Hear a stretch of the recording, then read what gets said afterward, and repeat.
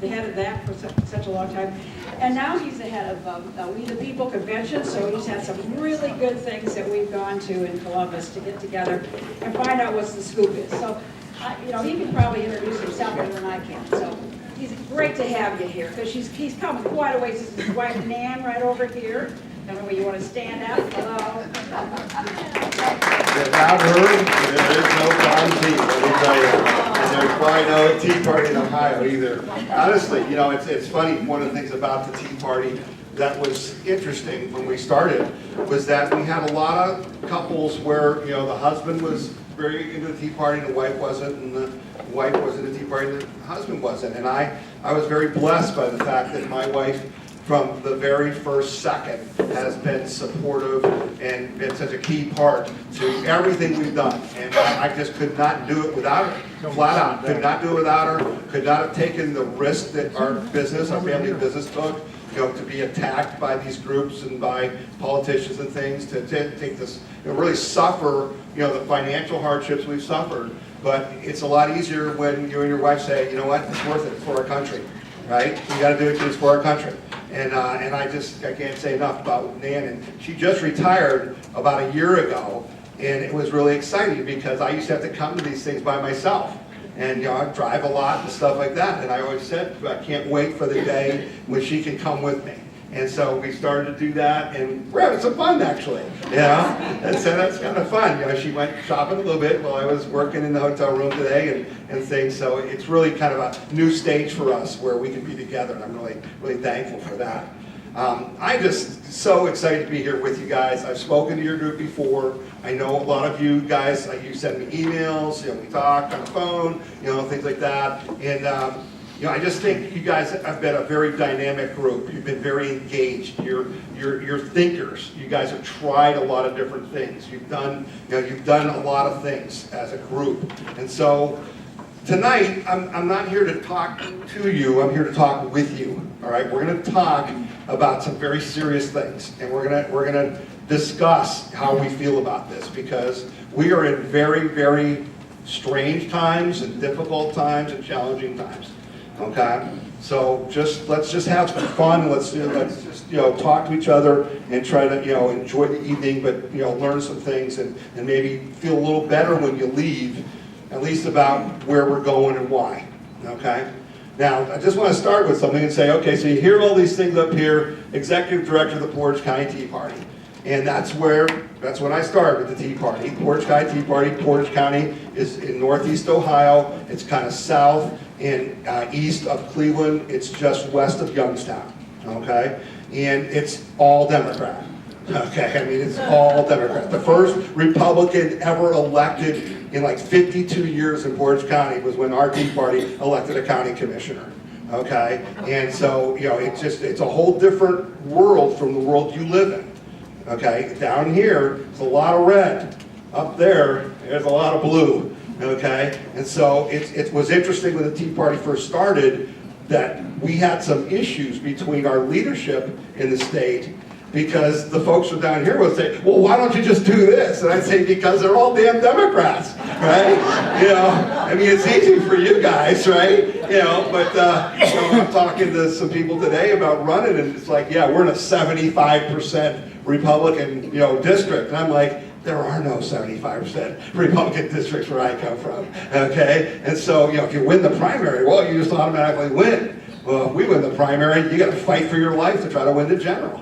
So it was difficult in the early days, all right? So it started with the Portage County Tea Party, and our first Tea Party was July 11th, 2009.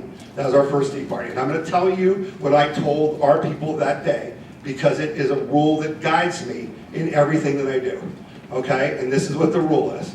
I will never, ever waste your time, your effort, or your money, because I respect your time, effort, and money as much or more than I respect mine. But when I ask you to grab your musket and run to the battle, you gotta come, okay? I don't frivolously say, hey, let's go make 10,000 phone calls, right? I don't say, let's go knock on 30,000 doors, because why not? Because I know you guys have other lives. I know what you sacrificed.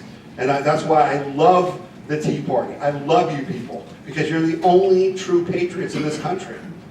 You're the only people who work for your nation and don't ask for anything back. That's just a fact. What have we ever asked for? You guys ever ask for anything? Did you guys ever say, geez, if we elect you, will you give us $75,000 a month so we can run our Acorn group? Right? Yeah, a little different. And they don't know what to do with that. They don't, the powers that be don't understand that. They don't understand selfless acts. They don't understand patriotism. Okay? So the next thing is We the People Convention and past president of the OLC. And so after we started Portage County Tea Party, and we became a pretty big Tea Party. We had 2,600 members, okay, in Portage County. And, we had very big budgets, raised a lot of money and all that. Now that's, trailed off, since, just like a lot of Tea Parties. But again, as I always tell people, I say, the Tea Party, you guys are not marching and protesting and all that stuff anymore. And I go, yeah, because we got smarter. It didn't work, right? We're smarter. We apply our time better. That doesn't mean it's, I said, what do you think? You think all those people that went to didn't you guys go to D.C. on 9/12 on the bus trip to D.C., something like that? See over 1 million of your friends, show up out of nowhere. Pretty damn exciting, okay? So you think those people just quit the Tea Party and now they think like Democrats now? If that's true, then what the heck happened in 2016? Who do you think voted for Trump and elected him?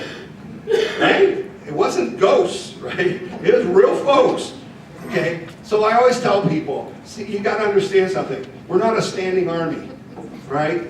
We're militia. We're like the Minutemen. The musket's at the door. It's always by the door, okay? And when the sound of battle comes, we grab our musket and we go. That's what we did with Donald Trump, right? That's what we did with Donald Trump. By ourselves. They left us. They abandoned us. They didn't want anything to do with Donald Trump. We did. Sure glad we did. So after we started the Portage County Tea Party, I was asked to do a convention. And we put on the first We the People convention, and that was, wow, when was that, 2011? Maybe? Yeah, I think it was. Anybody at that first convention at the Civic Center in Columbus? Okay, and this was a really cool thing, because at that point, we were all just a bunch of rubes. Those Tea Party people were just they were astroturf. Right? And they were just, these yokels, racist people that Nancy Pelosi was talking about. And here we were going to have a convention at the Columbus Convention Center right downtown. And the Republican Party in particular couldn't wait, because they were sure we would just embarrass ourselves. And they were sure it would just be this really hokey flop. Okay? And yeah, we had 1,100 people show up. We had Dick Morris, Herman Cain, he was a presidential candidate. We had Hans von Spakovsky from Heritage Foundation. We had all these top-notch speakers, and put on a convention that the Republican Party has never put on one like since. Okay? And that's when a lot of people in our movement started to realize who we really were. Okay? And who are we? Who are we really? You know who we are? We're really successful people. We're really smart people. We're businessmen. We are accountants and nurses and doctors and teachers. The number of people with PhDs in the Tea Party is like three times that of the regular population. Our number of college graduates is like 37%. Okay? So they said we're just these rubes, but the reality is we were successful people in life because we had the right conservative values and we understood what life was really like and really about. And so the Tea Party movement started to grow from that. Okay? And then you see this thing up here that says President of the Ohio Citizens PAC, and that's because as we started to get involved with the Tea Party, we started to realize there were all these rules they never told us about. Right? So we have to have the Ohio Citizens PAC, because the only way we can raise money and help state candidates in Ohio is if we have a PAC. And so we created the Ohio Citizens PAC to use in races all over the state so that every group wouldn't have to have a PAC. Okay? So what you'll see this election is you'll see that logo, the Ohio Citizens PAC logo right here, on people's web pages and things. And I will endorse them, okay? And so you guys will say, geez, we were talking to Brad Lemrow. He's running for state senate. Brad Lemrow, while I was on this trip, okay? So what'll happen is you guys will say, geez, we really like that guy, Tom, okay? And we think we should endorse him. And then the Ohio Citizens PAC will do that. And when you see that logo, you'll know that a Tea Party group said that candidate's, someone we support. So that's why we have all these groups, okay? Now, I say all that just to kind of connect with you guys a little bit on more of a real personal level. Knowing those things and knowing what I just told you, what do you think I do? What do you think I do? Anybody got an idea, a suggestion? What's that? No one's ever figured it out. How many of you guys get my emails? So you got some of you guys get my emails, okay? You need to see more of you getting those emails. They're trying to block our emails. So anybody look at my Facebook page? So anybody look at any of the Facebook pages? We had some people who are new. I have a radio show that I do. It used to be called Tea Party Talk with Tom Z. Last summer, the radio station I was on threw us off the air because of our political views, and we stayed off the air for about 6 months. But now we're on a Salem radio-owned station, which is much more conservative, 1220 AM, The Word from Cleveland, Ohio. And my new show is named Talking Trump with Tom Z. Talking Trump with Tom Z. Now, why is that? Well, that's because Trump dominates, that's why. Trump dominates, and a lot of those people who voted for Trump aren't Tea Party. They're not even Republicans.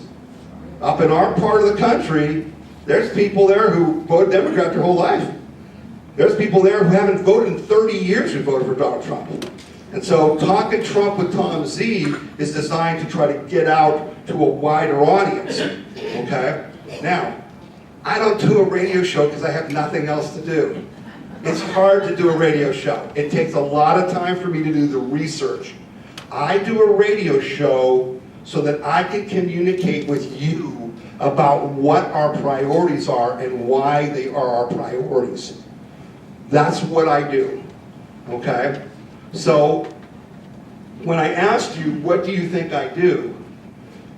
What it really comes down to, and this is, it's not an official position because we get paid nothing for doing this, but because of me being involved with these organizations and having been in leadership for a long time, the role that I have assumed is kind of to be the general of the Army. What I do is I talk to everyone that will talk to us in Washington, D.C., everyone that's in the state government, and even at the local level, and I try to understand what the issues are that we should care about. I try to understand who are the good guys and who are the not so good guys. Who are the people we need to defeat? Who are the people we need to elect? Because it's hard to figure that out. It's a challenge to do that. But go back to my opening statement to you. If I'm never going to waste your time, effort, or money, then I better think through what I ask you to do before I ask you. And tonight, we're going to go through that. And you're going to be Tom Z for a night. And then you'll go running out of the door with your hands over your ears saying, stop talking to me. Okay? Like my wife does. I tell the story, Nan just retired, and so at home, I'm on the phone so much that I use a speakerphone because I just get tired of the headsets and stuff. But oftentimes, the things that are coming through that phone are so worrisome, so incredibly negative, that it was like ruining her life. I literally had to start putting a headset on so she wouldn't hear the conversations I was having, because so much of it is so frightening and so scary about what's going on in our world. Okay? We are living, right now, all of us are living in one of the most important times in American history. We are at the tipping point of some things that are very, very major for our country. And we don't know how it's going to go. We're going to have to do something about how it goes. We're going to have to play a role in how it goes. But the one thing we can do, I'll steal this from Glenn Newman, my friend who's the past Ohio Liberty Coalition president from Marietta. You know, every time I call Glenn Newman, I'll say, "How you doing?" He goes, "I'm doing great because Hillary Clinton's not president of the United States." He still says that to me every day, and it's been over a year, okay? Because it is. It is great. It is incredibly great. Folks, listen, we came this close. We came this close. We came this close to losing our nation. That's how close we came, okay? And, you know, I don't know how religious you are, it's not that important. Because all I know is that it was divine intervention. There's no way that what happened without God. There's no way, okay? It was an amazing sight, and I can tell you, and Nan will tell you, it was the most amazing experience for me in 2016 because literally I saw the entire battle space as clear as day. I knew what was going to happen before it happened.